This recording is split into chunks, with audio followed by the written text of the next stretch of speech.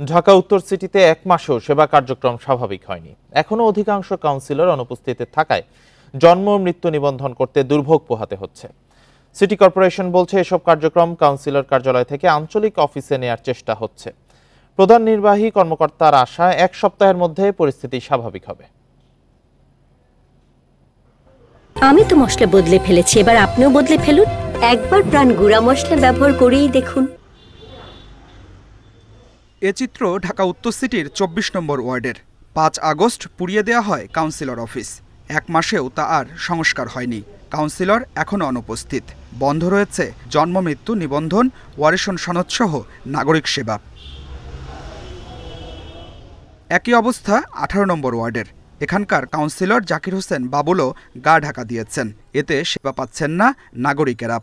জন্ম নিবন্ধন বলেন বা নাগরিক সনদ বলেন, তারপরে এই ওয়ারিশন সার্টিফিকেট বলেন বা স্বাভাবিক যে কার্যক্রম আছে এগুলো সমস্ত কার্যক্রম স্থগিত আছে। 2-3 জন আসছিল, ওদেরকে বুঝাই বলে দিয়েছি যে আপনারা আজকে তো রবিবার, সামনের সপ্তাহে যোগাযোগ করেন, আশা করি হয়ে যাবে। তবে কিছুটা ভিন্ন চিত্র গুলশান বনানীর 19 নম্বর ওয়ার্ডের।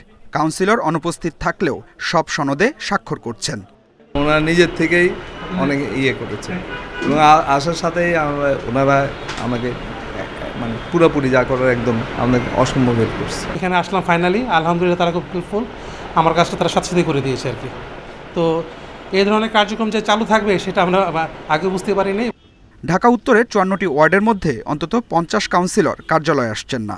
এ পরিস্থিতিতে বিকল্প ভাবছে সিটি কর্পোরেশন।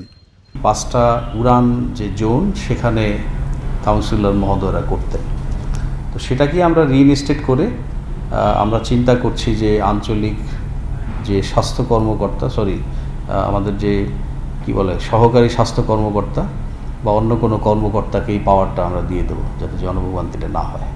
তবে ঢাকা দক্ষিণে আগে থেকেই আঞ্চলিক অফিসের মাধ্যমে সেবা দেওয়া হচ্ছে। Adilur Rahman, independent news, Dhaka.